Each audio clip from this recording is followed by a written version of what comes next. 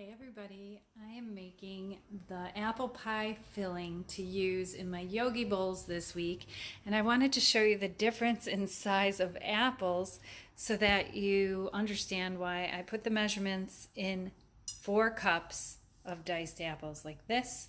And I also wanted to show you my cool new Dutch whisk. It's pretty cool. It works great for stuff like this, for mixing flours together before you add the moist ingredients, or for whisking sauces that go in the apple pie filling to thicken them on the stove. So I'm using Gala apples, these here, and I use 6 of them, this size apple. It's like a medium to tiny sized apple, I would say. Makes 4 cups, but make sure you measure, then it'll fit perfectly into your quart jar for refrigerator storage. I'm always trying to find neat refrigerator storage for all of our recipes, especially a condiment like this that can be used on top of your oats, on top of your Yogi Bowls, on top of your vanilla nice cream, your French vanilla nice cream. But check out the size of these little tiny apples that I have.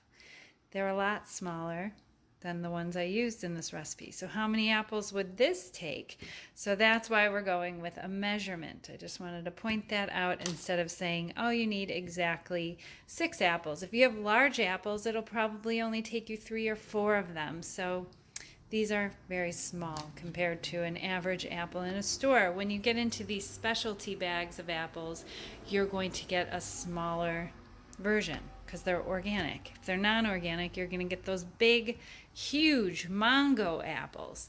So if you have extra apples left over, just make another batch or eat them fresh.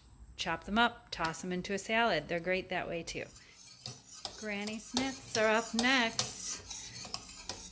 Apple pie filling on a protective diet. I hope you enjoy this recipe as much as Jerry and I are. Share in the comments below how you used your apple pie filling. Take care and best of health.